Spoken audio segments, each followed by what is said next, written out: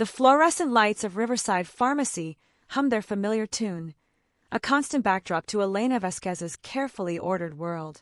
She'd worked here for 4 years, and in that time, she perfected the art of being helpful without being noticed, efficient without drawing attention, competent without making waves. It was Tuesday afternoon, the kind of slow February day where the cold kept most people indoors and the prescription counter stayed mercifully quiet. Elena preferred it this way. Fewer people meant fewer opportunities for her anxiety to spike, fewer moments where she'd stumble over words or feel her face flush hot with embarrassment. She was restocking the blood pressure medication shelf when the bell above the door chimed. Elena glanced up reflexively, then immediately looked back down at the bottles in her hands. The man who'd entered was the kind who commanded attention without trying. Tall, broad-shouldered, wearing a charcoal wool coat that probably cost more than her monthly rent. Dark hair touched with silver at the temples. A face that was handsome in a dangerous way, all sharp angles and controlled intensity. He wasn't alone. 2 other men flanked him, both wearing dark suits under their winter coats. Both scanning the pharmacy with the kind of awareness that suggested they were looking for threats, not cold medicine. Elena's heart rate kicked up. She knew what men like this were, even if she'd never spoken to one directly.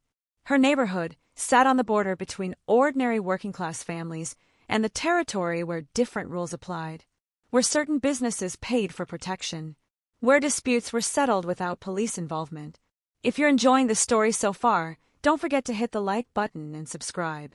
Drop a comment telling me where in the world you're watching from. I love hearing from you. The main man approached the counter where Marcus, the senior pharmacist, was working. Elena busied herself with the shelves, trying to be invisible as she always did. But she couldn't help overhearing the conversation. "Prescription for Dominic Santoro," the man said. His voice was deep, controlled, the kind that didn't need to be raised to be obeyed. Marcus checked the computer, his usual friendly demeanor slightly more careful than normal. "Yes, sir, we have it ready. Just need to verify some information." Elena continued stalking, her hands moving on autopilot while her mind processed what she'd heard. Santoro. Everyone in this part of the city knew that name, even if they pretended not to. The family that ran everything from the docks to the construction contracts. The people you didn't cross, didn't question, and definitely didn't make wait. "Date of birth?" Marcus asked. "November 18th, 1976. Marcus retrieved a white bag from the pickup area and began scanning the barcode. Elena watched from her peripheral vision, a habit she developed. Always aware, never obviously watching. Something about the interaction felt off. She couldn't place it at first, just a nagging sensation in the back of her mind. The same instinct that had made her a good pharmacist despite her shyness. The ability to notice details that others missed. The man who'd given the date of birth wasn't old enough to be born in 76. He looked maybe late 30s, early 40s at most, which meant he was picking up medication for someone else. A father, maybe, or an uncle. Marcus was processing the payment, going through the standard counseling questions in his efficient way. "Has he taken this medication before? Any questions about side effects?" "He knows what he's doing," the man replied, his tone making it clear the conversation was over. Elena's hands paused on a bottle of metoprolol. Something was wrong. She could feel it, the way you feel a storm coming before the first drop of rain falls. She moved closer to the counter, pretending to organize the waiting prescriptions. Close enough to see the label Marcus had printed, close enough to read the medication name and dosage. Her breath caught. Warfarin. Blood thinner. But the dosage was wrong. Drastically wrong. Elena's mind raced through the information automatically. Warfarin required careful dosing, regular monitoring. Too little, and it wouldn't prevent clots. Too much, and it could cause uncontrolled bleeding, hemorrhage, death. The prescription on the label showed 10 milligrams daily. But when Elena glanced at the computer screen Marcus had left open, she could see the original prescription. It should have been 2 milligrams daily. Someone had made a mistake, either in the transcription or in the filling. And that mistake could kill someone. Elena's heart hammered against her ribs. Every instinct screamed at her to stay quiet, to let Marcus handle it, to remain invisible as she always did. This wasn't her problem. This wasn't her responsibility. Getting involved meant drawing attention to herself, meant speaking up, meant possibly embarrassing Marcus in front of dangerous people. But someone was going to die if she didn't say something. Her hands were shaking. Her mouth felt dry. She could feel heat creeping up her neck, the familiar precursor to a full anxiety spiral. But she thought about whoever Dominic Santoro was, thought about him taking these pills, trusting that the dosage was correct, bleeding internally until it was too late to save him. "Excuse me." Her voice came out quieter than intended, barely above a whisper. The man in the expensive coat didn't even look at her. Marcus glanced over, slightly annoyed at the interruption. Elena forced herself to speak louder. "Excuse me, there's a problem with that prescription." Now she had everyone's attention. The man turned to face her fully, and Elena felt the weight of his gaze like a physical thing. Up close, his eyes were dark, intelligent, assessing her with an intensity that made her want to disappear into the floor. "What kind of problem?" His voice was calm, but she caught the edge of steel underneath. Elena looked at Marcus, hoping he'd take over, but he was frowning at her with confusion. She'd have to do this herself. "The dosage is wrong." She kept her eyes on the prescription bag, unable to meet anyone's gaze directly. "The label says 10 milligrams, but the original prescription." She gestured to the computer screen. "It should be 2 milligrams. Marcus moved to check the screen, his expression shifting from annoyance to concern to horror in rapid succession. He grabbed the prescription bottle from the bag and examined it closely. "Jesus," he muttered. "She's right. This is the wrong strength." He looked at the man in the coat with genuine fear. "Sir, I'm so sorry. This is a serious error. If someone had taken this dosage, they'd bleed to death," Elena said quietly, still not looking directly at anyone. "Warfarin at this strength, especially if the patient is elderly or on other medications, it could cause internal hemorrhaging within days." The silence that followed felt heavy, dangerous. Elena could feel the two men in suits shifting their positions, moving slightly closer to their boss. Protecting him from what? She wasn't sure. A threat? Or just from the realization that someone in this pharmacy had nearly killed someone important to him. "How did you catch this?" the man asked Elena directly. She forced herself to look up, meeting his eyes for just a second before her gaze skittered away. "I noticed the birth year you gave. It didn't match your age, so this is for someone else. Then I saw Marcus processing it, and something felt wrong about the dosage. Warfarin is dangerous if it's not exact." "You noticed all that from over there?" He gestured to where she'd been, standing near the shelves. Elena felt her face burning.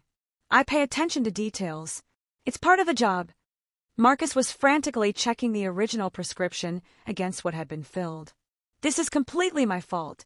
The bottle got mixed up with another patient's. Same name, different strength. I should have double-checked before. Fix it," the man said simply. His tone wasn't angry, exactly, but it carried absolute authority. "And make sure this doesn't happen again."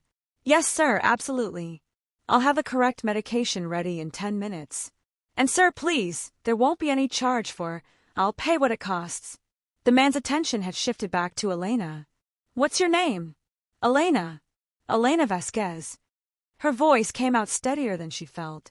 "You just saved someone's life, Elena Vasquez." He studied her with those dark eyes, like he was memorizing every detail of her face. "Do you understand that?" She nodded mutely. Speaking had used up all her courage. Now she just wanted this interaction to end, wanted to retreat to the back room, wanted to breathe again without feeling like her chest was wrapped in steel bands. "What you did took courage," he continued, speaking up when it would have been easier to stay quiet, "especially knowing who I am." Elena didn't know how to respond to that. She didn't know who he was, even if she'd never heard his name before. Everything about him screamed danger and power in equal measure. One of the men in suits leaned close and whispered something to him. The man nodded slightly, then looked back at Elena. "I'm going to wait while the correct prescription is filled.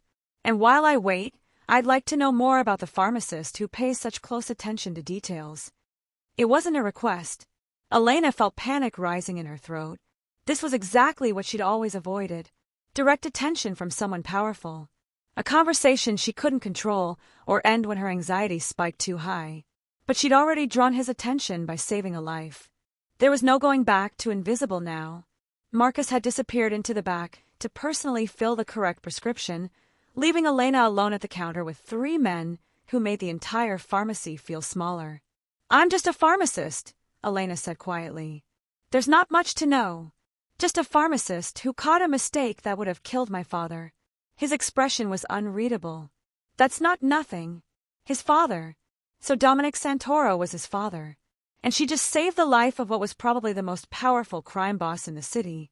Elena's hands were still shaking. She clasped them together, trying to hide the tremor.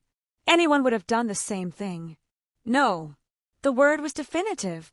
Most people would have stayed quiet, too afraid of getting involved, too worried about embarrassing a coworker, too concerned with not making waves. But you spoke up anyway. He moved closer to the counter, and Elena had to fight the urge to step back. "My father has a heart condition.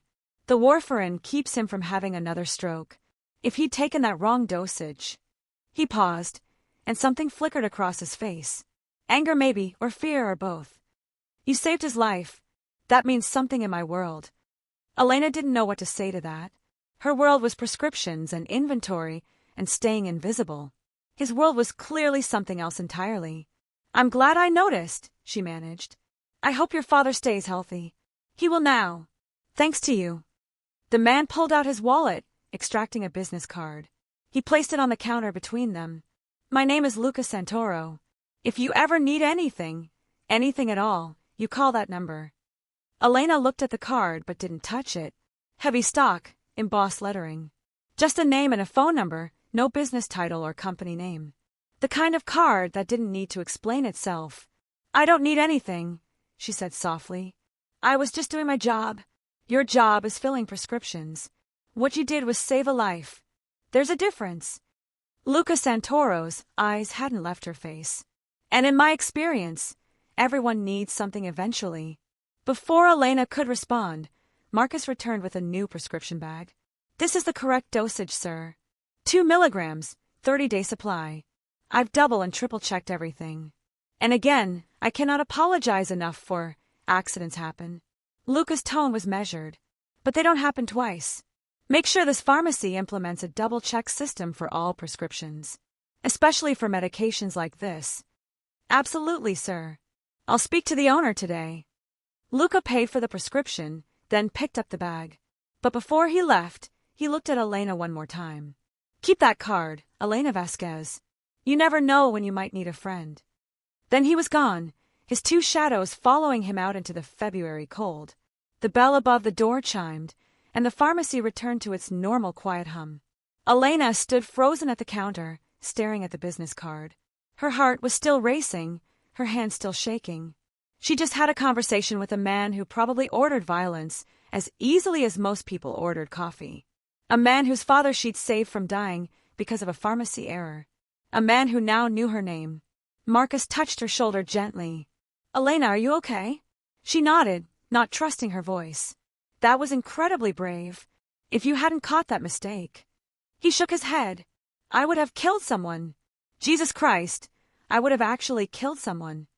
"It's okay," Elena whispered. "We caught it in time. Because of you." Marcus looked shaken, older than his 45 years. "Because you were paying attention when I wasn't. Thank you. Seriously, thank you." After Marcus retreated to his office, probably to call the pharmacy owner, Elena finally picked up the business card. The paper felt expensive against her fingers, substantial. She should throw it away. Should forget this ever happened. Should go back to being invisible and safe and predictably anxious in a world she understood. But she slipped the card into her pocket instead.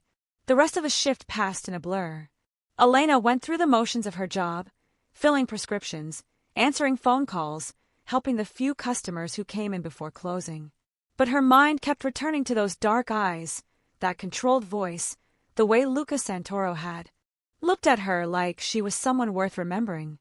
By the time she locked the pharmacy doors at 6 o'clock, she was exhausted in a way that had nothing to do with physical work. Emotional exhaustion, the kind that came from pushing past her comfort zone, so far she couldn't see it in the rearview mirror.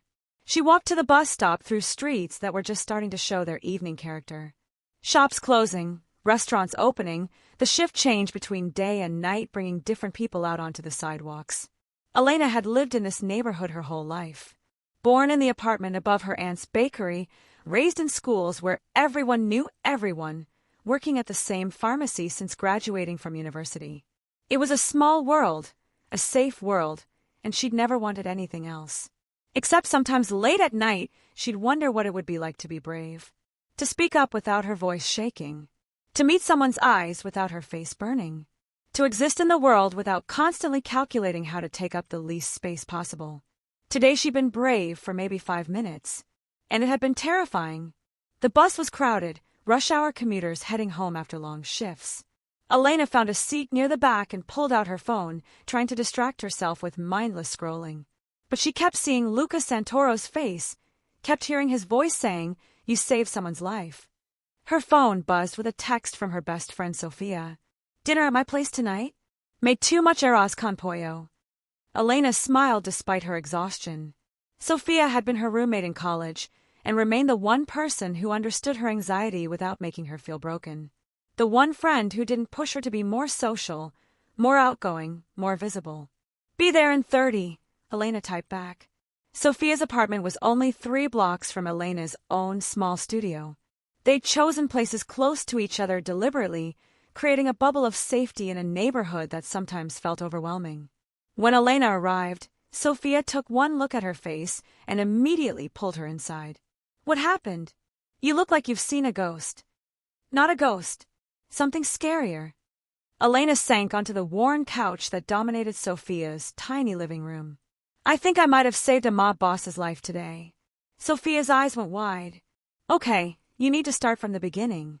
And I need wine for the story." Elena told her everything while Sofia poured generous glasses of cheap red wine. The wrong prescription, forcing herself to speak up, Luca Santoro's intense attention, the business card currently burning a hole in her pocket. "Let me see it," Sofia demanded when Elena mentioned the card. Elena handed it over, watching Sofia examine it like it might explode. "This is real," Sofia said slowly. "Like, this is actually a card from an actual Mafia family." "Elena, do you understand how insane this is?" "I'm trying not to think about it. You saved his father's life. That's huge in their world. You know that, right?" Sofia handed the card back carefully. "They take honor and loyalty really seriously. Debts get repaid." "I don't want anything repaid. I just want to forget this happened and go back to my normal life." Sofia looked at her with sympathetic eyes. "I don't think that's an option anymore. You're on his radar now. Men like that don't forget." Elena felt her chest tighten. "You're not helping." "Sorry." Sofia squeezed her hand. "But seriously, what are you going to do?" "Nothing. Absolutely nothing.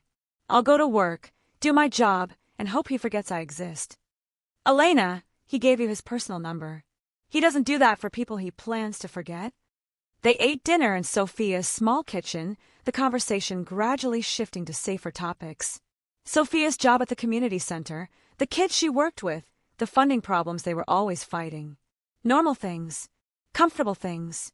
But when Elena walked home later that night, her hand kept going to her pocket, feeling the edge of that business card. The next 2 weeks passed quietly. No sign of Luca Santoro or his men. The pharmacy implemented the double-check system Marcus had promised, and life returned to its predictable rhythm. Elena almost convinced herself it had been a strange blip, a moment outside her normal existence that wouldn't repeat. Then March arrived with the first hints of spring, and everything changed. It started with flowers. Elena arrived at work on a Monday morning to find an enormous bouquet on the counter. White roses, dozens of them, arranged in a crystal vase that was probably worth more than her weekly paycheck. The card was simple. "Thank you for your attention to detail. D.S. Dominic Santoro," the man whose life she'd saved. Marcus whistled when he saw them. "Someone's got an admirer." "It's not like that," Elena protested, her face already heating up. "It's just a thank you for catching the prescription error." But the flowers kept coming. Every Monday for 3 weeks. Always white roses. Always with a simple card signed with initials. Elena didn't know what to do with them. She couldn't throw them away. That felt wrong. But keeping them felt like accepting something she didn't understand. So they accumulated in the pharmacy's back room, transforming it into a strange garden that smelled perpetually of roses. "This is getting weird," Marcus commented after the third bouquet arrived. "I mean, it's nice that he's grateful, but this is a lot of flowers." Elena agreed but didn't say anything. What could she say? That she checked the door every time the bell chimed, half hoping and half dreading to see Luca Santoro walk through? That she kept his business card in her wallet, pulling it out sometimes to stare at the embossed numbers? The fourth Monday in March, the flowers didn't come alone. Elena was restocking the vitamins section when the bell chimed. She glanced up reflexively and froze. Luca Santoro stood in the doorway, wearing another expensive coat, this one dark navy that made his eyes look almost black. But this time he was alone. No bodyguards, no obvious security. Just him. He saw her immediately, and something in his expression softened. Not a smile, exactly, but a slight easing of the controlled intensity he carried like armor. Elena's heart started hammering. She forced herself to breathe normally, to not visibly panic. He approached slowly, like he was afraid of startling her. "Elena! Mr. Santoro!" Her voice came out steady, a small miracle. "Luca, please." He stopped a respectful distance away. "I wanted to thank you personally. My father is doing well. Better than he has in months, actually. Because he's taking the right medication at the right dosage." "I'm glad." Elena clutched the vitamin bottle in her hands a little too tightly. "How is he feeling?" "Strong enough to yell at me for overstepping with the flowers." Luca's mouth quirked slightly. "He said 4 bouquets was excessive, that I was going to scare you." "They're beautiful," Elena said honestly. "But you really didn't need to." "I did?" He cut her off gently. "You saved his life. In my world, that's a debt that can't be repaid with money or flowers. But I wanted to show respect, to show that what you did mattered." Elena didn't know what to say to that. In her world, catching medication errors was part of the job. Important, yes, but not worthy of 4 weeks of expensive flowers and personal visits from dangerous men. "Can I ask you something?" Luca said suddenly. Elena nodded, not trusting her voice. "Why are you so afraid?" The question caught her completely off guard. "I'm not. You are." His eyes were too perceptive, seeing things she tried to hide. "Your hands are shaking. You won't quite look at me. Your whole body is tense like you're ready to run. But that day, when you caught the error, you spoke up anyway, despite being terrified." Elena forced herself to meet his eyes. "Because someone's life was more important than my fear." Something shifted in his expression. Respect, maybe, or understanding. That's what real courage is. Not the absence of fear, but acting despite it. "I'm not courageous," Elena said quietly. "I'm just a pharmacist who pays attention." "You're more than that." Luca took a step closer, and Elena held her ground, even though every instinct screamed at her to step back. "I've been watching you, Elena. The way you interact with customers, especially the elderly ones. You're patient, kind, thorough. You remember their names, ask about their grandchildren. You make people feel seen." The fact that he'd been watching her should have felt creepy, threatening. But somehow it didn't. It felt like being noticed in a way she'd never experienced before. "That's just good customer service," she managed. "It's more than that. It's caring about people as people, not just transactions." He paused. "My father wants to meet you. To thank you personally." Elena's stomach dropped. "That's really not necessary. He insists. He's old-fashioned about debts and honor. It would mean a lot to him." Luca pulled out his phone. "Dinner at our family home. This Sunday if you're available. Nothing formal, just a family meal." Every part of Elena screamed no. Dinner with a crime family? Walking voluntarily into their world? That was beyond her comfort zone, beyond her capacity for anxiety management, beyond anything she could handle. But she looked at Luca's face and saw something unexpected. Hope, like her answer actually mattered to him. "I don't know if that's a good idea," she said carefully. "I understand." He put his phone away. "It's a lot to ask, but I promise you be completely safe. My father just wants to say thank you face to face. And honestly," he hesitated, like he was choosing his words carefully, "I'd like to get to know you better. Away from pharmacy counters and professional boundaries." Elena's breath caught. Was he saying what she thought he was saying? Why? The question escaped before she could stop it. Because you're interesting. Because you did something genuinely good without expecting anything in return. Because when I talk to you, you don't treat me like I'm dangerous or powerful or someone to be feared. You just treat me like a person. You are dangerous, Elena pointed out. And powerful. Yes. He didn't deny it. But I'm also someone who appreciates rare qualities when I find them. Courage, compassion, attention to detail. You have all three. This was surreal. A man who probably ordered violence as easily as breathing was standing in her pharmacy, telling her she was interesting. I need time to think about it, Elena said. Of course. Luca pulled out another business card, different from the first one. This had a second number written on the back in precise handwriting. This is my personal cell, not the business line. If you decide to come, call me. I'll send a car for you. He placed the card on the counter between them, an echo of that first meeting. And if you decide not to come, he continued, I'll understand. But I hope you do, Elena. I think you might be surprised by how normal we can be. Then he was gone, leaving behind the scent of expensive cologne and the weight of a decision Elena had no idea how to make. Sophia's reaction was predictable. You have to go, she said the moment Elena finished explaining. They were sitting in Elena's tiny studio apartment, takeout containers spread across the coffee table that doubled as Elena's dining surface. I absolutely do not have to go, Elena countered, pulling her knees up to her chest. In fact, going to dinner with a Mafia family is probably the worst idea I've ever heard. Or the best. Sophia pointed her chopsticks at Elena with emphasis. When was the last time you did something spontaneous? Something that wasn't carefully calculated and anxiety managed? There's a difference between spontaneous and suicidal. He's not going to hurt you, Elena. He likes you. Sophia's eyes were bright with excitement. A gorgeous, powerful man is interested in you, and you're going to say no because you're scared? I'm terrified, Elena admitted. This isn't my world, Soph. I don't know how to be around people like that. I can barely handle the anxiety of ordering coffee from a new barista. Sophia's expression softened. I know, but you spoke up that day when it mattered. You were brave when someone's life was on the line. Maybe you can be brave about this too. Elena stared at the business card she'd placed on the table. Luca's personal number on the back, written in handwriting that was surprisingly elegant. What if I embarrass myself? What if I have a panic attack in the middle of dinner? What if I say something stupid, and they realize I'm just a nobody who doesn't belong in their world? Then you leave, Sophia said simply. But what if you don't? What if you actually have a good time? What if this is the universe giving you a chance to be more than just the invisible pharmacist? Elena wanted to argue, but part of her, a small part she usually kept locked away, was curious. Curious about Luca, about his family, about what it would be like to step into a world so different from her own. I wouldn't even know what to wear, she said weakly. Sophia grinned. Lucky for you, you have a best friend with excellent taste and a closet full of options. The rest of the week passed in a blur of second-guessing and anxiety. Elena must have picked up her phone to call Luca 100 times, only to put it down again.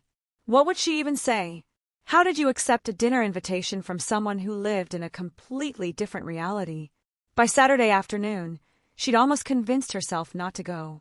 It was safer to stay in her lane, to keep her world small and manageable.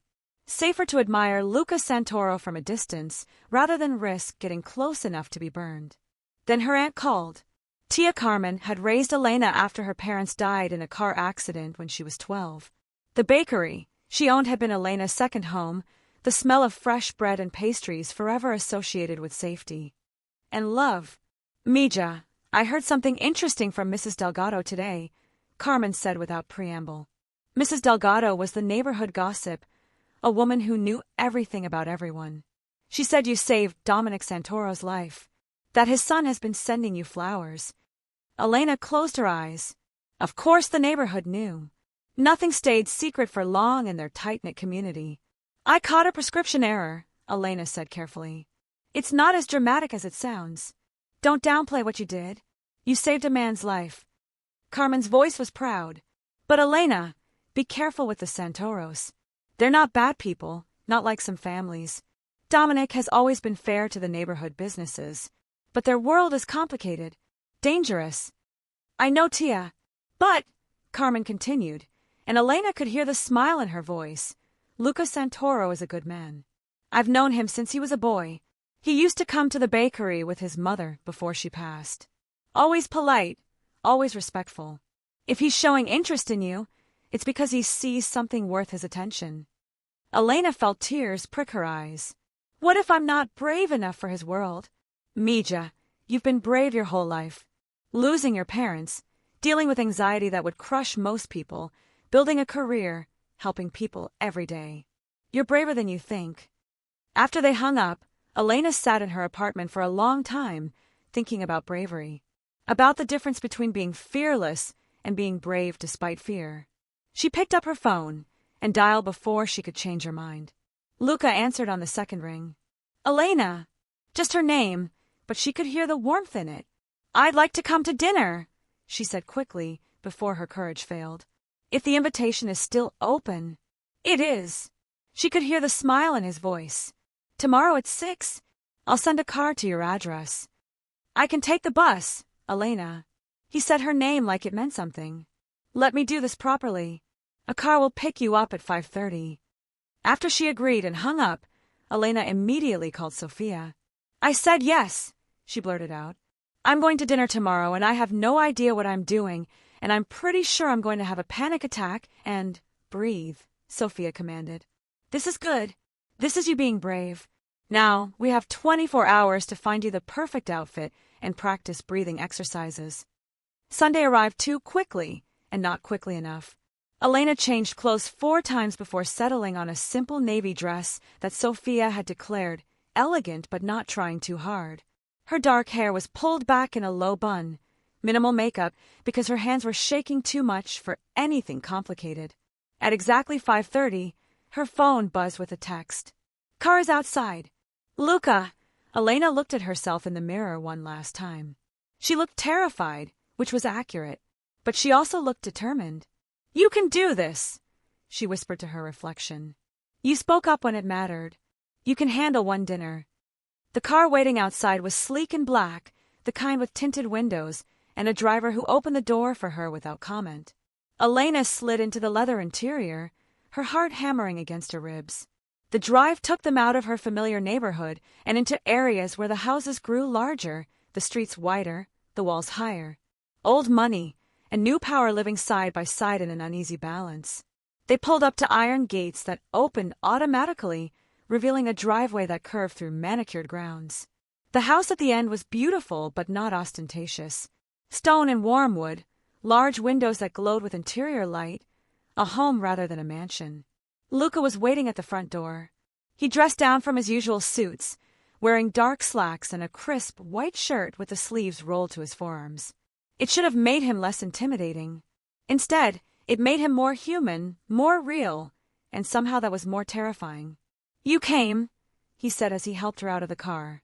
His hand was warm, steady, grounding. I almost didn't, Elena admitted. About 40 times. His smile was genuine, reaching his eyes. But you did. That's what matters.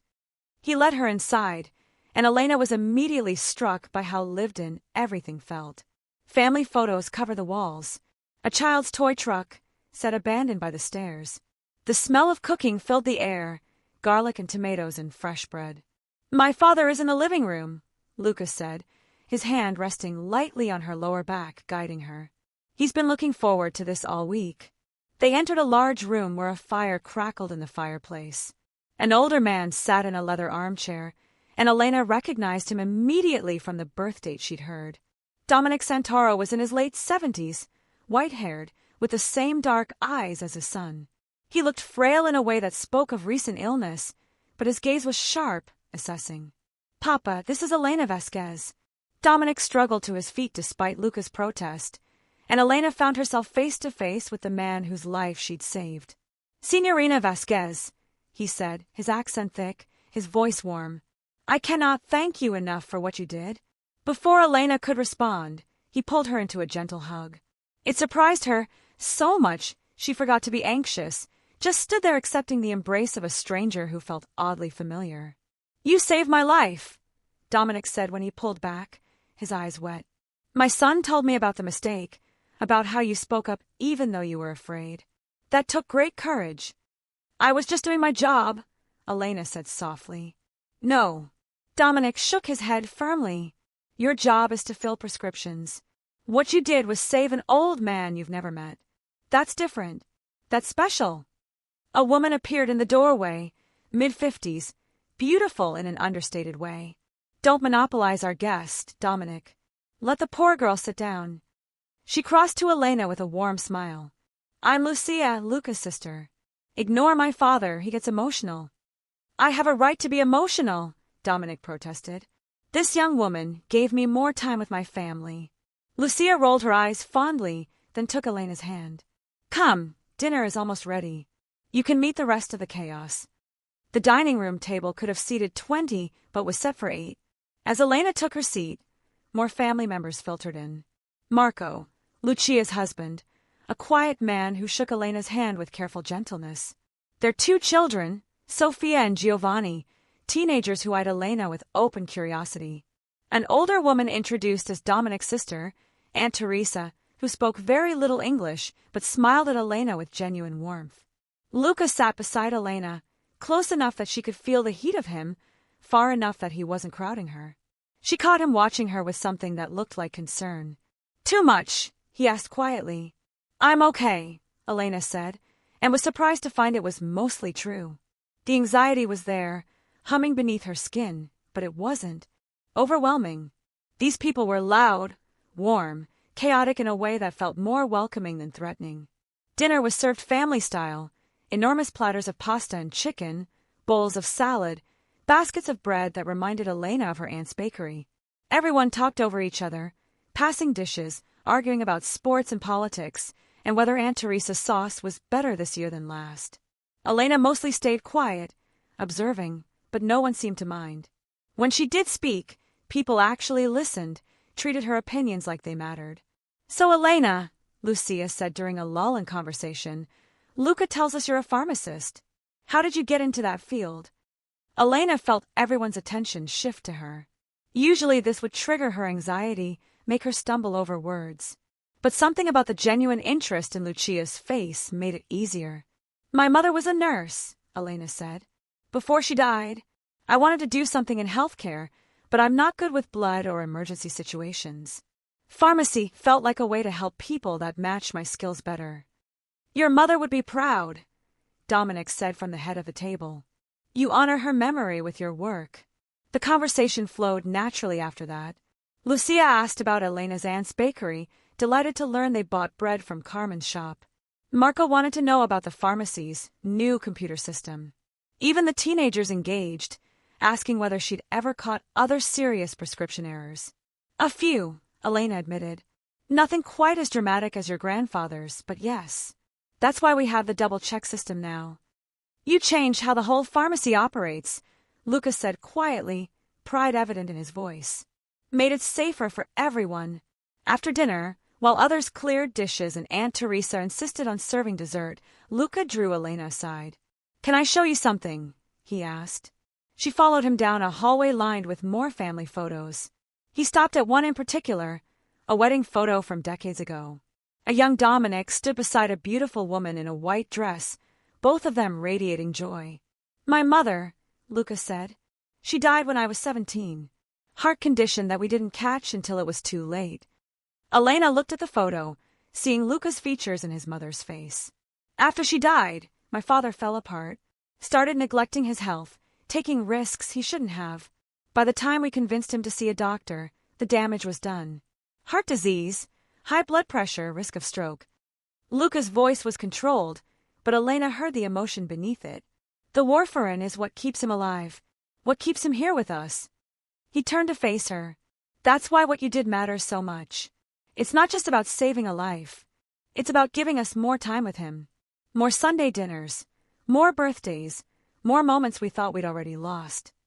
Elena felt tears prick her eyes. I'm glad I was paying attention that day. So am I. Luca reached out slowly, giving her time to pull away, and tucked a strand of hair behind her ear.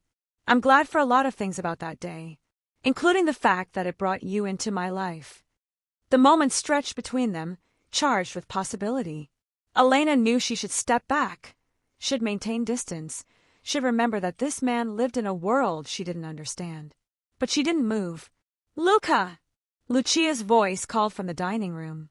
"Stop monopolizing Elena. Aunt Teresa wants to feed her enough cannoli to put her in a food coma." He smiled, the moment breaking but not disappearing entirely. "We should go back before my sister sends a search party." Dessert was indeed excessive. Cannoli, tiramisu, biscotti, and strong espresso that Dominic insisted Elena try. The conversation continued to flow. Stories about the neighborhood, about family history, about the changes in the city over the years. Elena found herself laughing at Marco's terrible jokes, listening with fascination as Dominic described the neighborhood from 50 years ago, accepting seconds of tiramisu from Aunt Teresa despite being completely full. She felt something she hadn't experienced in a long time. She felt like she belonged. It was after 10 when Luca finally suggested driving her home. The family said goodbye with warmth that felt genuine, Dominic hugging her again, Lucia making her promise to come back soon, even the teenagers waving as she left. "That wasn't so bad, was it?" Luca asked as they settled into his car. He was driving her himself this time. No driver, just the two of them in the quiet darkness. "It was wonderful," Elena admitted. "Your family is incredible. They liked you. My father especially." Luca navigated the quiet streets with easy competence. "He kept telling me not to mess this up. Whatever this is." Elena felt her cheeks heat. "What is this?" "I don't know yet." He glanced at her, his expression serious. "But I'd like to find out. If you're willing. If you're hooked on this story, make sure to subscribe and turn on notifications so you never miss an upload. Your support means everything and helps me bring you more emotional stories like this one." Every logical part of Elena's brain said this was dangerous. That getting involved with Luca Santoro meant entering a world she wasn't equipped to handle. That she should thank him for a lovely evening and go back to her safe, predictable life. But she thought about the warmth of his family, the way he'd looked at his mother's photo, the gentleness with which he'd touched her face. "I'm willing," she heard herself say. The smile that crossed his face was worth every bit of anxiety thrumming through her system. He pulled up outside her building, a modest apartment complex in a neighborhood that probably looked very different from where he lived. But he didn't seem to notice or care. "Can I see you again?" he asked. "Somewhere that's not a pharmacy or my family home. Just us. Like a date." Elena's voice came out smaller than intended. "Yes, like a date." He said it with certainty, like there was no question about what he wanted. "Okay, how about Tuesday? There's a small Italian restaurant in Little Italy. Quiet, excellent food, and the owner owes me a favor so we can have privacy." The mention of owing favors reminded Elena exactly who she was dealing with. But she nodded anyway. "Tuesday works." Before she could second-guess herself, she leaned over and kissed his cheek. A brief touch, barely more than a brush of lips against skin, but his sharp intake of breath told her he'd felt it. "Thank you for tonight," she whispered. "Thank you for coming." His hand caught hers, holding it for a moment. "And Elena, what you're feeling right now, the fear mixed with hope. I'm feeling it too. You're not alone in this." She carried those words with her up to her apartment, held them close as she got ready for bed, turned them over in her mind as she lay in the darkness. Luca Santoro was afraid. Of what? She wasn't sure. Maybe of the same things she was. Of being vulnerable, of opening up, of letting someone see past carefully constructed walls. Her phone buzzed with a text. "Sleep well. I'll call you tomorrow about Tuesday." "Luca," Elena smiled and texted back. "Good night. Thank you again for tonight." His response came immediately. "The pleasure was all mine. Sweet dreams, Elena." She fell asleep still smiling, her anxiety for once taking a back seat to something that felt dangerously like happiness. Monday at the pharmacy was routine, except for Elena's inability to focus. She kept replaying Sunday dinner in her mind, the warmth of Luca's family, the way he looked at her like she was someone special. Marcus noticed her distraction. "You okay? You've been staring at that prescription for 5 minutes." Elena blinked, realizing he was right. "Sorry, just tired." This wouldn't have anything to do with a certain regular customer, would it? Marcus's smile was knowing. The one who sends enough flowers to open our own shop? Maybe. Elena felt her face heat. For what it's worth, I think it's nice. You deserve someone who appreciates you. Marcus squeezed her shoulder. Just be careful, okay? Men like the Santoros live complicated lives. I know. What she didn't know was how to reconcile the man she was getting to know with the reputation that preceded him. Luca was gentle, thoughtful, clearly devoted to his family. But she wasn't naive enough to think that was all he was. The pharmacy bell chimed, and Elena looked up to see someone she didn't recognize. A man in his 40s, expensive suit, cold eyes that swept the pharmacy like he was cataloging everything. He approached the counter where Marcus was working. I'm looking for Elena Vasquez. Elena's stomach dropped. Something about this man felt wrong, threatening in a way Luca never had. Can I ask what this is regarding? Marcus's voice had taken on a protective edge. Personal business. The man's smile didn't reach his eyes. I heard she's a pharmacist who saved Dominic Santoro's life. Impressive. Not many people would have caught that kind of error. Elena forced herself to step forward. I'm Elena Vasquez. How can I help you? The man studied her with an intensity that made her skin crawl. My name is Victor Russo. I'm an associate of the Moretti family. The Morettis. Even Elena knew that name. They were rivals to the Santoros, controlled different parts of the city, and the relationship between the families was tense at best. I don't understand what you want from me, Elena said carefully. Just wanted to meet the woman who's caught Luca Santoro's attention. Word travels fast in our circles. Victor's smile was predatory. It's interesting, isn't it? A nobody pharmacist suddenly connected to one of the most powerful families in the city. Makes you wonder what she offers that's so special. Marcus moved to stand beside Elena. I think you should leave. I'm just making conversation. Victor held up his hands in mock surrender. Though I'd be careful if I were you, Miss Vasquez. Getting involved with the Santoros means getting involved in their world. Their problems become your problems. Their enemies become your enemies. He placed a business card on the counter. Different from Luca's simple elegance, this one was flashy, gold lettering on black. If you ever need help, or want to have a conversation about what really goes on in those families, give me a call. I'd be happy to educate you about the man you're getting close to.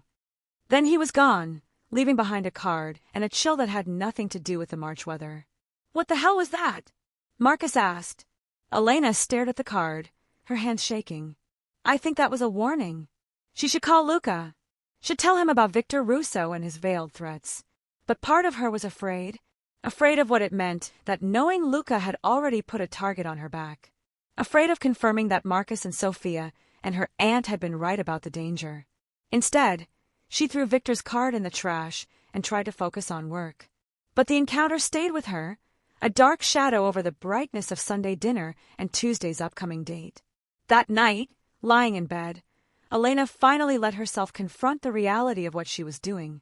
Getting involved with Luca meant more than just dating someone from a different world. It meant becoming visible to people who operated by different rules.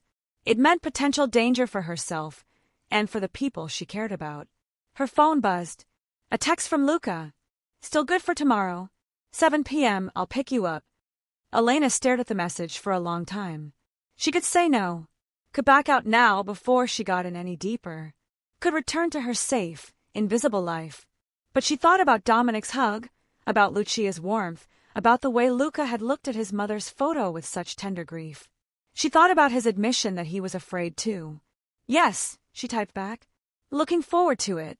His response came quickly. Me too. More than you know. Tuesday evening arrived with Elena changing outfits 6 times before settling on a simple black dress that Sophia had insisted looked perfect. Her anxiety was running high, a constant hum beneath her skin that threatened to spiral into full panic. She practiced her breathing exercises, the ones her therapist had taught her years ago. In for 4, hold for 7, out for 8. Repeat until the edge of panic dulled to manageable nervousness. Luca arrived exactly at 7, knocking on her apartment door rather than texting from the car. When she opened it, he stood there with flowers. Not roses this time, but tulips in soft pink and white. You look beautiful, he said, and the sincerity in his voice made her believe it. Thank you. You didn't have to bring flowers. I wanted to. He handed them to her, his fingers brushing hers. These reminded me of you. Understated elegance. Elena quickly put them in water, trying to ignore how her hands were shaking. When she turned back, Luca was studying her apartment with genuine interest. Taking in the bookshelves overflowing with pharmacy texts and novels, the small kitchen where she barely cooked, the photos of her aunt and Sophia scattered throughout. This is very you, he said. Organized, thoughtful, filled with things that matter. It's small. It's home. He looked at her with those dark eyes. Home isn't about size. It's about feeling safe. The drive to Little Italy was quiet but comfortable.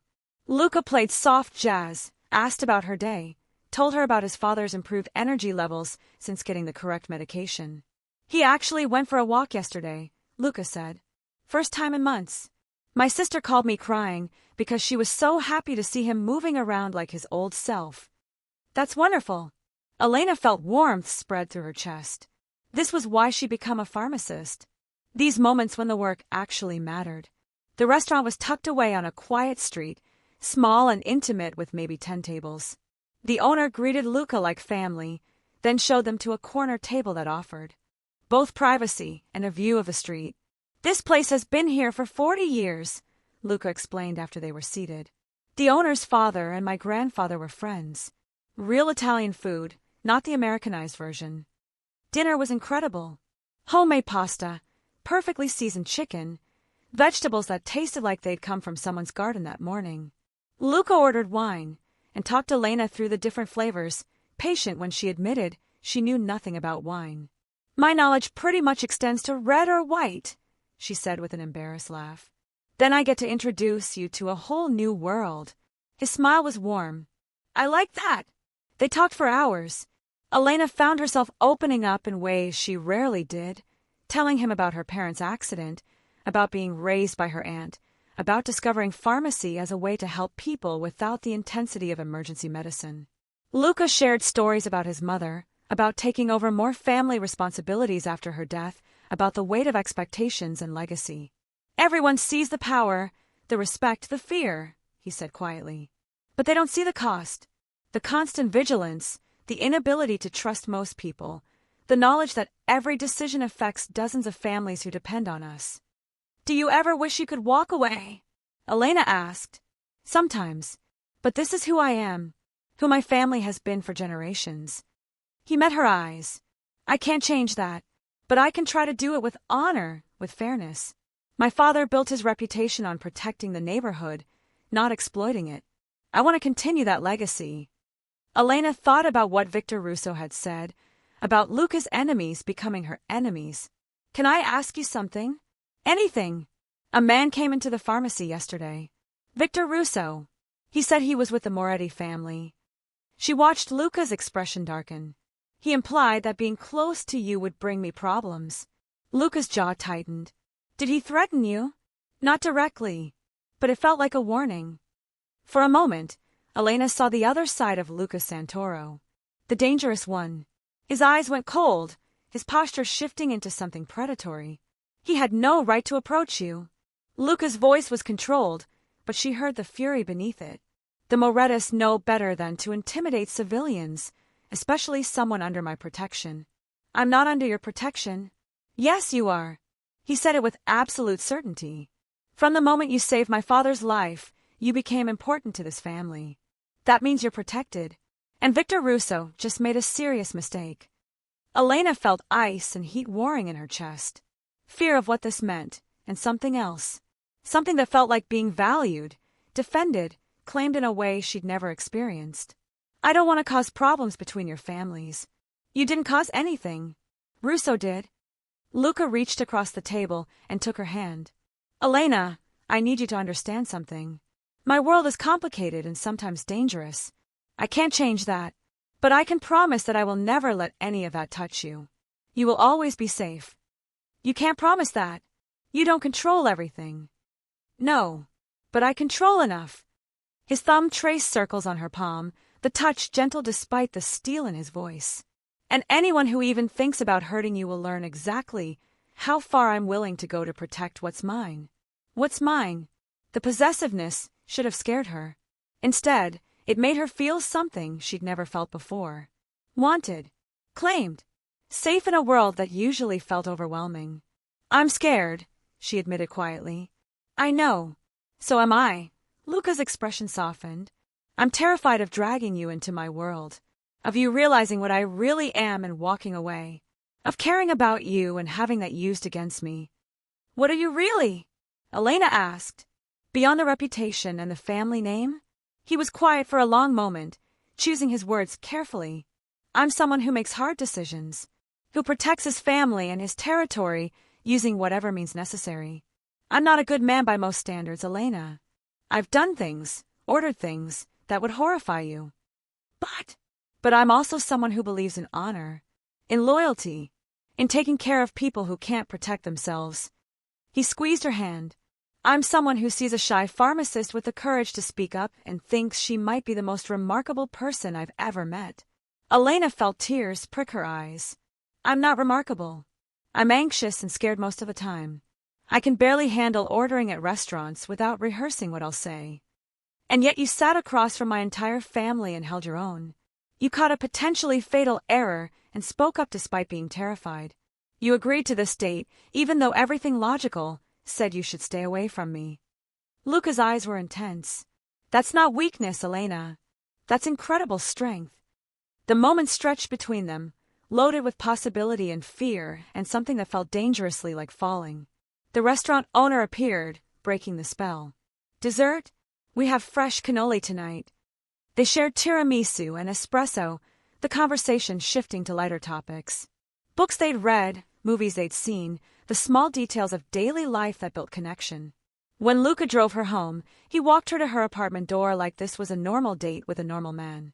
"I had a wonderful time," Elena said, her hand on the doorknob. "So did I." Luca stepped closer, giving her time to move away. When she didn't, he cupped her face gently. "Can I see you again?" "Yes. This weekend. There's a gallery opening Saturday night. Art, wine, less Italian food than you've been subjected to lately." Elena smiled. "I'd like that." He leaned in slowly, telegraphing his intention, letting her choose.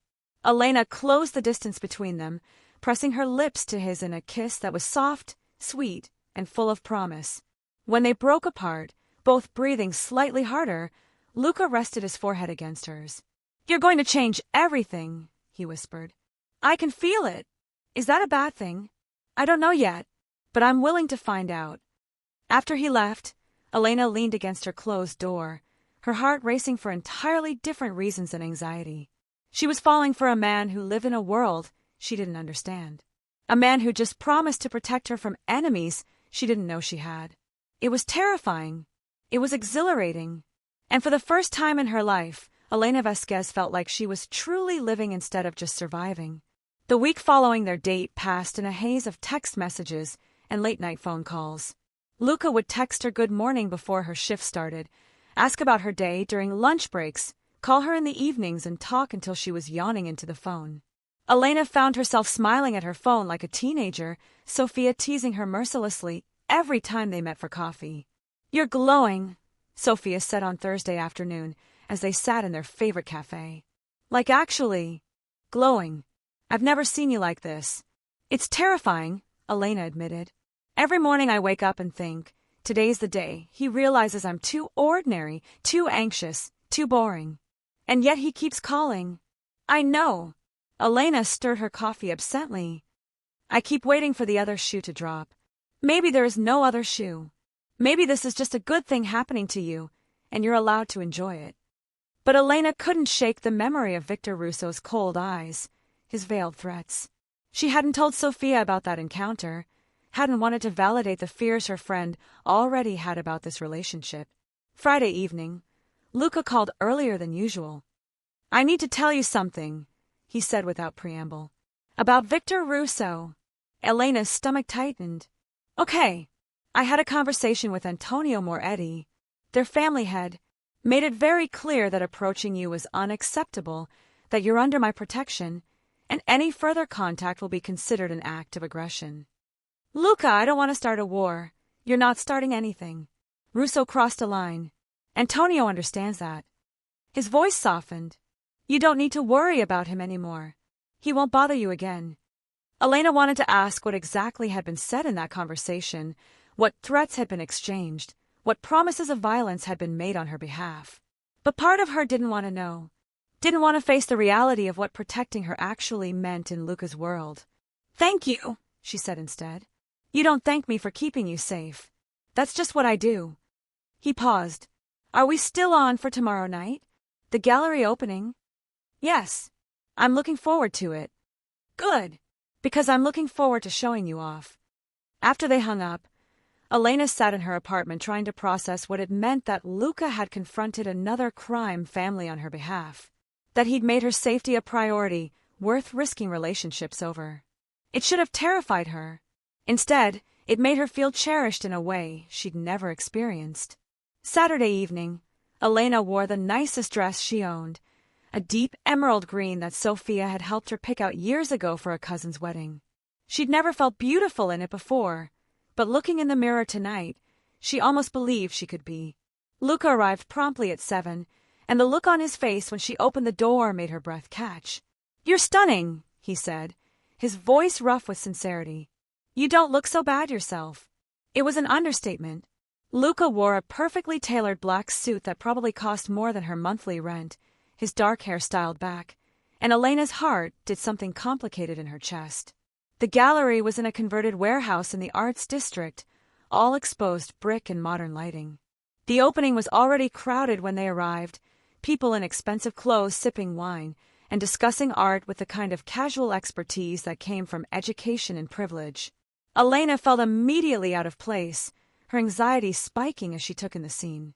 But Luca's hand found the small of her back, grounding her. "Breathe," he murmured in her ear. "You belong here as much as anyone." They moved through the gallery slowly, Luca explaining pieces when he knew the artist, admitting ignorance when he didn't. He introduced her to people as Elena, someone very important to me, and the way he said it made her feel like she was someone worth knowing. An older woman approached them, elegant in the way that came from old money and careful breeding. "Luca, darling, I didn't expect to see you here." "Mrs. Castellano." Luca's smile was polite but warm. "Elena, this is Victoria Castellano. She's on the board of several museums and knows more about art than anyone I've met." Victoria turned her sharp gaze on Elena, assessing. "And who is this lovely young woman?" "This is Elena Vasquez. She's a pharmacist who saved my father's life." "How dramatic!" Victoria's smile suggested she knew there was more to the story. "And are you an art enthusiast as well, my dear?" "I don't know much about art," Elena admitted, "but I'm trying to learn." Honesty. How refreshing. Victoria patted her arm. "Most people here pretend to understand pieces they know nothing about. Come, let me show you my favorite from tonight's collection." She led them to a painting in the corner, a landscape that seemed simple at first glance but revealed layers of complexity the longer you looked. "This is what I love about art," Victoria said. "The pieces that reward attention, that show you something new each time you look." She glanced meaningfully at Luca. "Much like people, really. The most interesting ones reveal themselves slowly." After Victoria moved on to interrogate other guests, Luca leaned close to Elena. "She likes you. That's rare. Victoria Castellano doesn't suffer fools or phonies." "I was just honest." "Exactly." His lips brushed her temple. "You're always just honest. It's one of the things I love about you." The word love hung in the air between them, even qualified by things I love about you rather than I love you. Elena felt her heart race, felt the weight of possibility in that single word. They spent another hour at the gallery, Elena gradually relaxing into the evening. She even found herself discussing a sculpture with a young artist, her natural curiosity overcoming her anxiety. Luca watched from nearby, and when she glanced at him, the pride in his expression made her feel 10 feet tall. As they were leaving, a man blocked their path. Late 30s, expensive suit, the kind of aggressive confidence that came from being used to getting what he wanted. "Santoro," he said, his smile not reaching his eyes. "Didn't know you were interested in art." "Marco." Luca's tone was carefully neutral. "I could say the same about you. I'm expanding my cultural horizons." Marco's gaze slid to Elena, assessing her in a way that made her skin crawl. Aren't you going to introduce me to your companion? No. Luca's hand tightened slightly on Elena's back. We were just leaving. Come on, don't be rude. I'm just being friendly. Marco stepped closer, and Elena caught the scent of expensive cologne and alcohol. Though I have to say, Santoro, you've always had interesting taste in women.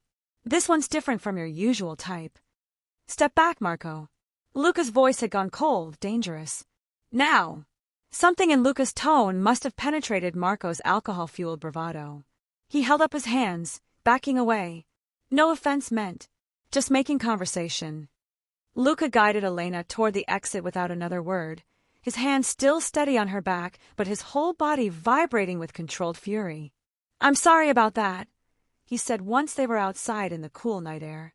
Marco Giordano is a small-time operator who thinks being obnoxious makes him powerful. He was drunk. That's no excuse for disrespecting you. Luca stopped, turning to face her fully. You okay? I'm fine. You were there. Elena looked up. At him, seeing the tension in his jaw, the protective fury still simmering in his eyes. You're always there. Something in his expression shifted. Without warning, he cupped her face and kissed her. Not soft like their first kiss, but hungry, claiming, full of everything he'd been holding back. Elena melted into it, her hands finding his chest, feeling his heart racing as fast as her own. When they finally broke apart, both breathing hard, Luca rested his forehead against hers. Come home with me, he whispered. Not for anything except being together.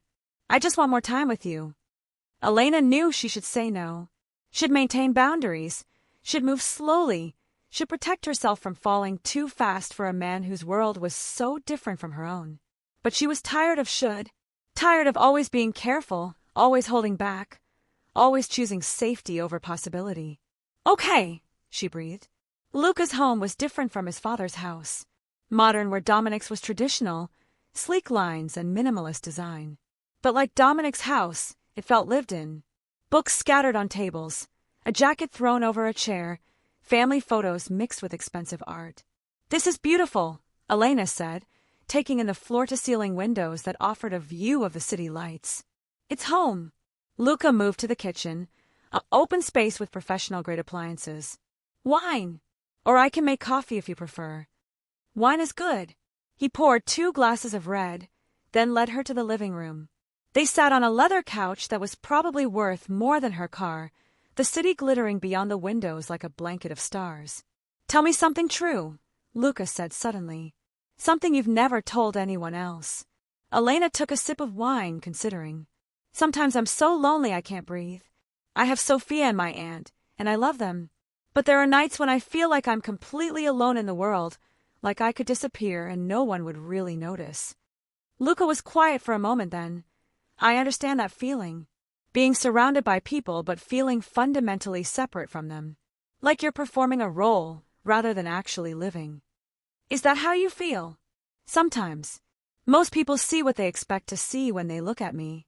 Power, danger, the Santoro name. They don't see the person underneath. He turned to face her. But you do. From that first day in the pharmacy, you saw me as a person first. You were a customer who needed help. That's what I saw. Exactly. Not a threat, not an opportunity, not a reputation.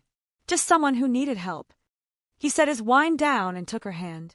Do you know how rare that is in my world? How precious. Elena felt tears prick her eyes. I'm not special, Luca. I'm just an anxious pharmacist who gets overwhelmed ordering coffee. You're the bravest person I know. You feel fear and act anyway. You see danger and choose compassion. You stand up for what's right even when it costs you. His thumb traced circles on her palm. That's not just special. That's extraordinary. They talked for hours, curled up on his couch as the city lights slowly dimmed and the night grew deeper. Elena told him about her parents' accident, about the years of therapy to manage her anxiety, about feeling like she was always one panic attack away from falling apart. Luca told her about his mother's death, about the pressure of taking over family responsibilities at 17, about the weight of being responsible for dozens of families who depended on the Santoro organization for their livelihoods. Sometimes I wonder what my life would have been like if I'd been born into a different family, he admitted. If I could have been an architect like I wanted when I was a kid, design buildings instead of managing territories. You still could. No. He shook his head. This is who I am. Who I was born to be. And I've accepted that. But it's nice to imagine alternatives sometimes. Elena found herself dozing against his shoulder, warm and safe in a way she'd never felt before. She woke to find Luca had draped a blanket over her, his arms still around her shoulders. Sorry, she mumbled. Didn't mean to fall asleep. Don't apologize. You looked peaceful. He kissed her forehead. It's late. You can stay here if you want. Guest room is made up, or... He hesitated. Or you can stay with me. Just asleep. I just want you close. Elena knew this was a turning point. Staying meant deepening this connection, meant stepping further into his world, meant risking more of her heart. I'll stay with you, she whispered. Luca's bedroom was as minimalist as the rest of his home, dominated by a large bed with simple, elegant lines. He gave her one of his shirts to sleep in, turning away while she changed with a gentlemanly courtesy that made her smile. They lay in his bed in the darkness, Elena curled against his chest, listening to his heartbeat. Elena! His voice was quiet in the dark. Yeah, I'm falling in love with you. I need you to know that. Her breath caught. That's terrifying. I know. I'm terrified too. His arms tightened around her. But I'm also sure. More sure than I've been about anything in a long time. Elena thought about all the logical reasons this was a bad idea. The different worlds they came from, the danger that followed him, her anxiety that made normal relationships challenging enough without adding organized crime to the mix. But she thought about the way he looked at her like she mattered, the way his family had welcomed her, the way he understood her fears because he had fears of his own. I'm falling in love with you too, she admitted. And it's the scariest thing I've ever felt. Scarier than speaking up that day in the pharmacy. So much scarier. Because back then, the worst that could happen was embarrassment. Now, she pressed closer to him. Now I could lose something real. You won't lose me. His lips found hers in the darkness, kissing her with a tenderness that made her chest ache. I'm not going anywhere, Elena. Not unless you tell me to. They fell asleep wrapped around each other, two people from different worlds finding unexpected solace in the spaces where their lives intersected. Elena woke to sunlight streaming through unfamiliar windows and the smell of coffee. For a moment, panic spiked, her brain struggling to place where she was.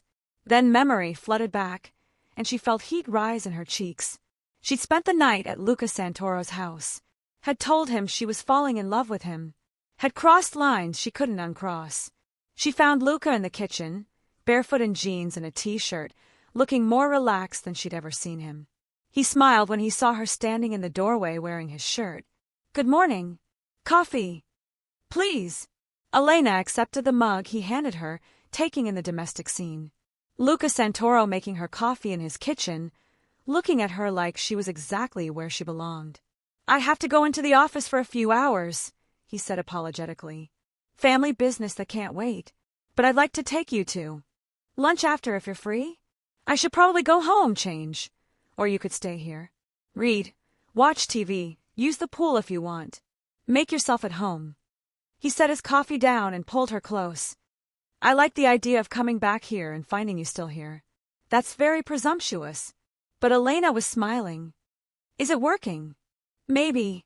He kissed her thoroughly, then reluctantly pulled away. I'll be back by 1. There's food in the fridge, books everywhere, and the TV has every streaming service known to man. Make yourself comfortable. After he left, Elena wandered through his home with the careful attention she gave everything. She noticed the books on architecture mixed with business texts, the family photos that showed a younger, less guarded Luca, the small details that revealed the man beneath the reputation. She was curled up on his couch with a book when her phone rang. Sophia's name flashed on the screen. Please tell me you're alive, Sophia said the moment Elena answered. Because you didn't come home last night, and I'm trying not to panic. I'm alive. I'm at Luca's house. A pause. You stayed over. We just slept. Well, talked and then slept. But nothing. I mean, we didn't, Elena breathed. I'm not judging. I'm just making sure you're okay. I'm more than okay. Elena looked around Luca's living room at the life he'd built. I think I'm happy, Soph. Actually happy for the first time in years. That's good. That's really good. Sophia's voice was warm but concerned. Just promise me you're being careful. Not just physically but emotionally. Men like Luca Santoro can be intoxicating, and I don't want you to get hurt. I know the risks. Do you? Because from where I'm sitting, you're falling hard for a man whose world includes things like Victor Russo showing up at your workplace. Elena felt her chest tighten. Luca handled that. Russo won't bother me again. And what about the next threat? The next person who decides you're a weakness they can exploit? Sophia sighed. I'm not trying to ruin this for you. I just want you to go into it with your eyes open. After they hung up, Elena sat with Sophia's words, trying to honestly assess what she was doing. Was she being naive? Ignoring red flags because she was intoxicated by Luca's attention? But she thought about the way he'd looked at his mother's photo, the gentleness with which he treated his father, the care he showed his family. She thought about how he understood her anxiety without making her feel broken, how he saw her courage instead of her fear. Yes, his world was dangerous. Yes, there were risks. But wasn't there risk in anything worth having?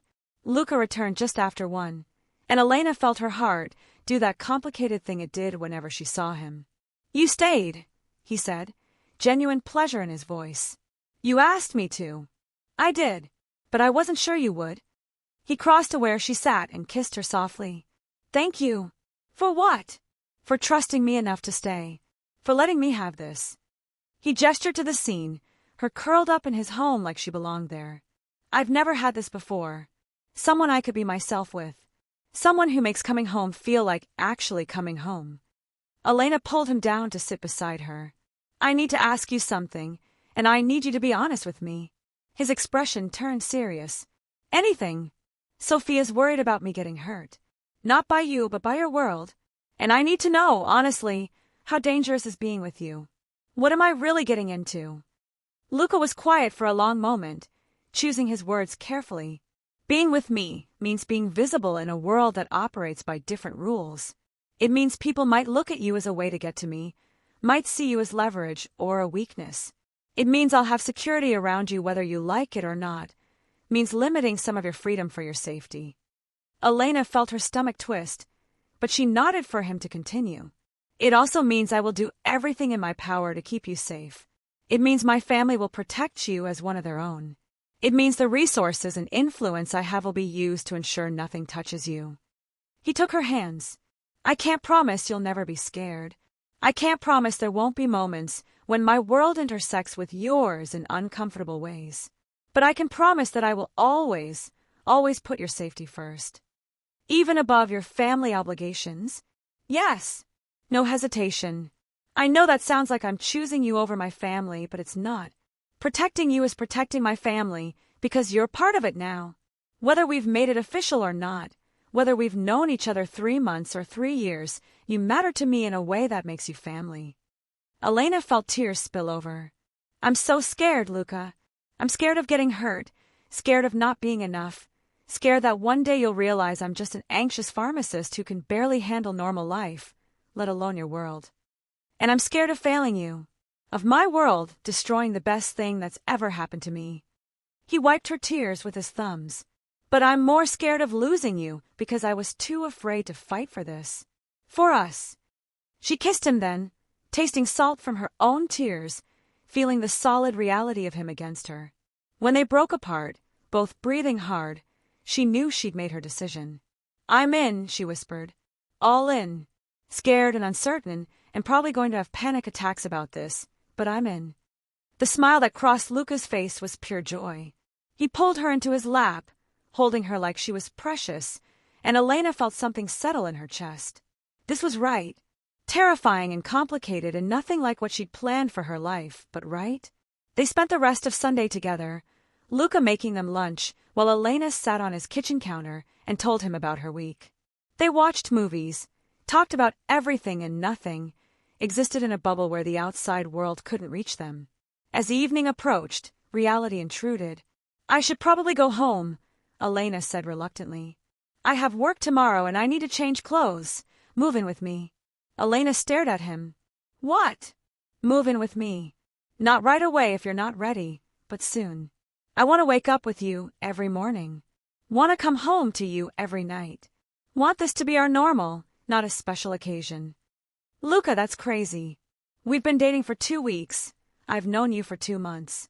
And in that time, you've saved my father's life, met my family, seen parts of me I don't show anyone, and somehow decided I'm worth the risk. He cupped her face. I know it's fast. I know it's unconventional. But everything about us has been unconventional from the start. Why stop now? Elena's logical brain was screaming that this was too fast, too much, too soon.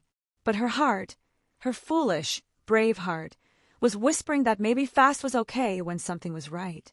Let me think about it, she said. This is a big decision, and I need to process. Take all the time you need. He kissed her forehead, but know that the offer stands. Today, next week, next month. Whenever you're ready, there's a place here for you. That night, back in her own apartment, Elena lay in bed trying to make sense of everything that had happened.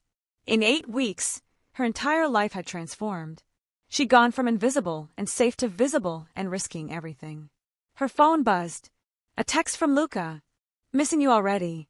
Sweet dreams, amare mio. Elena smiled, warmth spreading through her chest.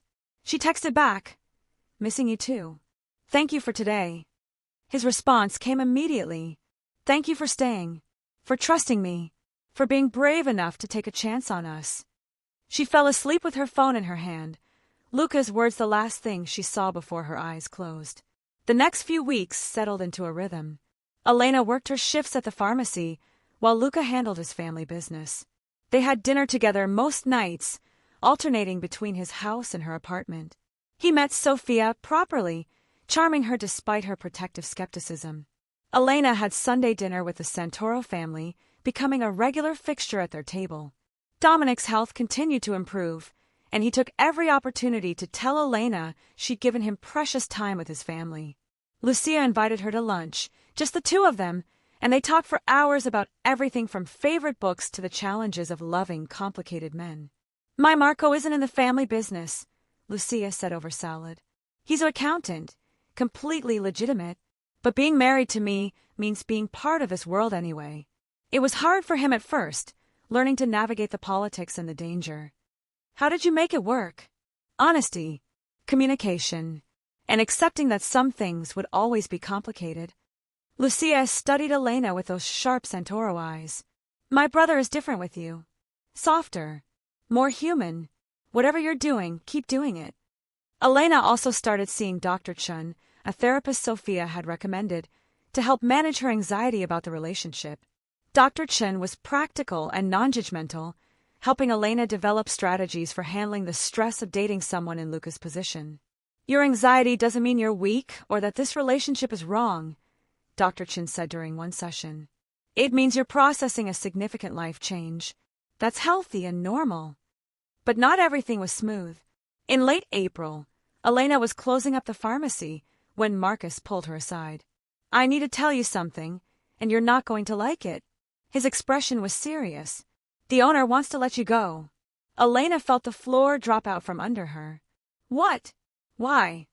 He says it's budget cuts, but Elena, I think it's pressure. Someone's been making noise about the pharmacy's connections to the Santoro family, implying that keeping you employed is a liability. The Morettes! Elena felt ice in her veins. I don't know for sure, but the owner is scared, and scared people make stupid decisions. Marcus looked genuinely upset. I'm fighting this.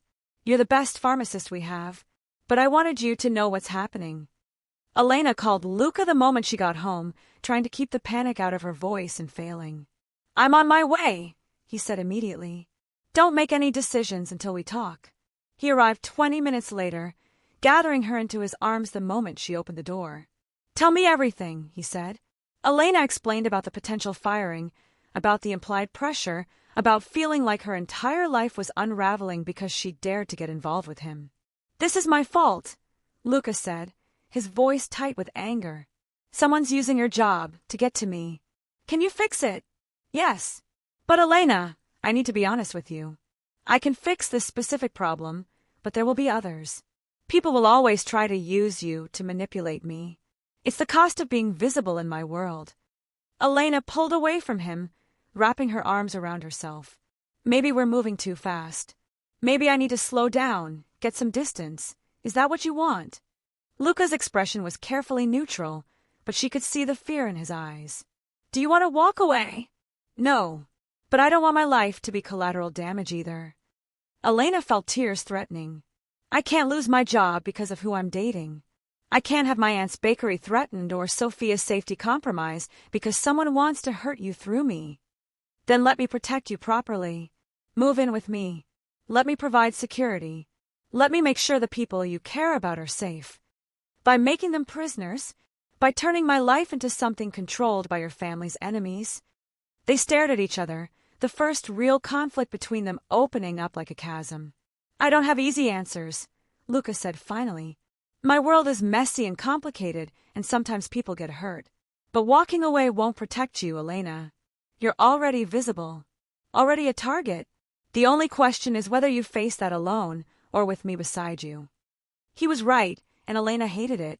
She crossed a line that couldn't be uncrossed. Even if she walked away from Luca now, people in his world knew who she was, knew she mattered to him. I need time to think, she said quietly. Okay. Luca moved toward the door, then stopped. But while you're thinking, remember this. I love you. Not the idea of you, not the convenience of you, but you. The anxious pharmacist who gets overwhelmed ordering coffee but has the courage to speak up when lives are on the line. And I'm not giving up on us without a fight. After he left, Elena sat in her apartment and cried. For the simplicity she'd lost, for the safety she'd traded for love, for the impossible situation she'd somehow walked into. But she also thought about Luca's face when he'd said he loved her. About Sunday dinners with his family. About the way he understood her fears, because he had fears of his own. She thought about what Dr. Chun had said about her anxiety, not meaning the relationship was wrong. About Sophia's reminder that anything worth having involved risk. And she thought about the question Luca had posed. Did she want to face the dangers of his world alone, or with him beside her? The next morning, Elena called Marcus before her shift. Don't fight the firing, she said. Let them let me go. Elena, no. This isn't right, I know. But I also know I can't keep working somewhere that sees me as a liability. I'll find something else. After she hung up, Elena called Luca. I'm not walking away, she said when he answered. I'm scared and I'm angry and I don't know how to navigate this. But I'm not walking away from you. She could hear the relief in his voice. Thank you. Elena, thank you for giving us a chance. I'm moving in with you. Not because I'm ready, but because you're right. I'm already a target. Might as well have your security and your proximity while dealing with that reality. When? This weekend. I'll need help moving my stuff, and Sophia is going to have opinions, but this weekend. I'll handle everything. You just need to show up. Elena took a deep breath, feeling like she was jumping off a cliff without knowing if there was water below. But Luca would be there to catch her, and somehow that made the fall less terrifying. Moving day arrived with Sophia alternating between excitement and concern. You're really doing this, she said as they packed Elena's limited belongings.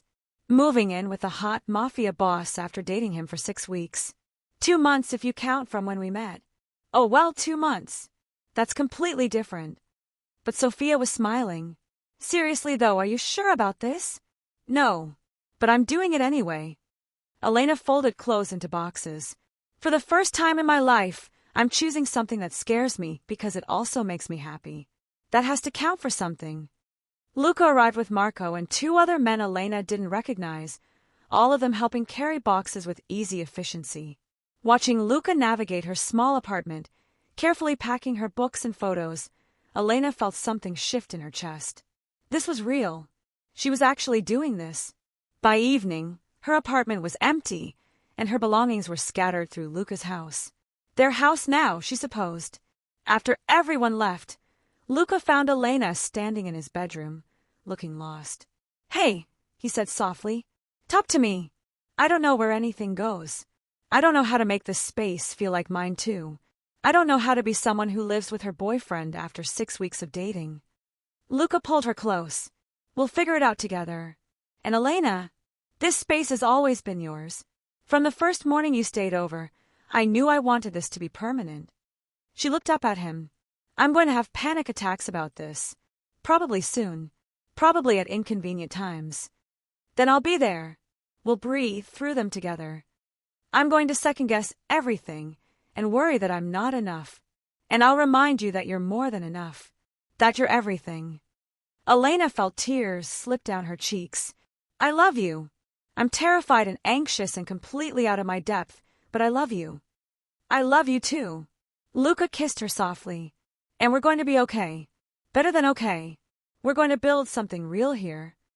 That night, lying in bed in what was now their bedroom, Elena thought about the journey from that day in the pharmacy to this moment. How a simple act of paying attention, of speaking up despite fear, had transformed her entire life. She'd saved Dominic Santoro's life by catching a prescription error. In doing so, she'd somehow saved her own life too.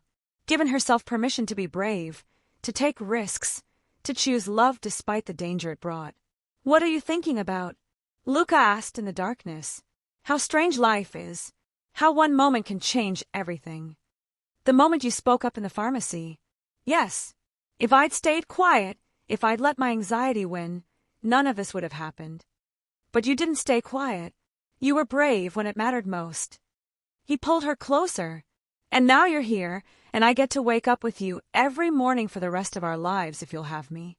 Elena turned in his arms to face him. Is that a proposal? Not yet.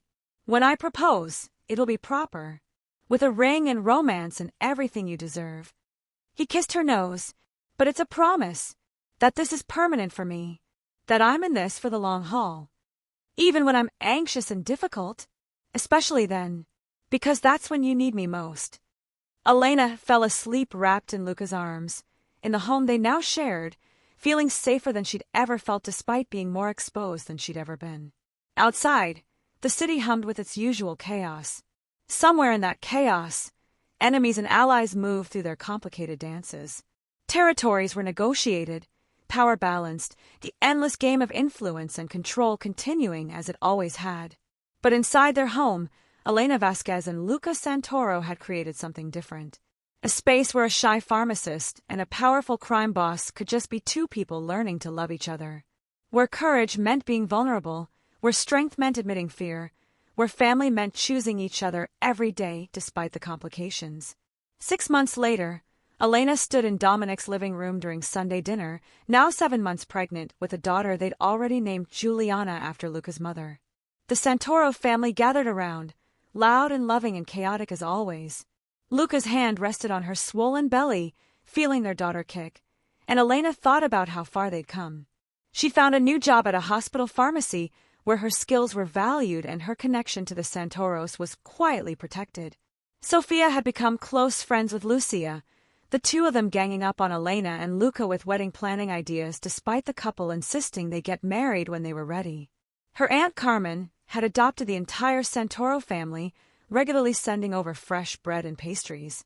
Dominic's health remained stable, the correct medication keeping him active and engaged with his growing family. And Elena had learned to navigate Luca's world with increasing confidence. She still had anxiety, still had moments of panic, but she'd also found strength she didn't know she possessed.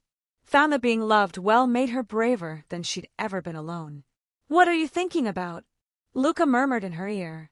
How a simple prescription error changed everything. You changed everything. By being brave enough to speak up, to give us a chance, to choose love despite the fear.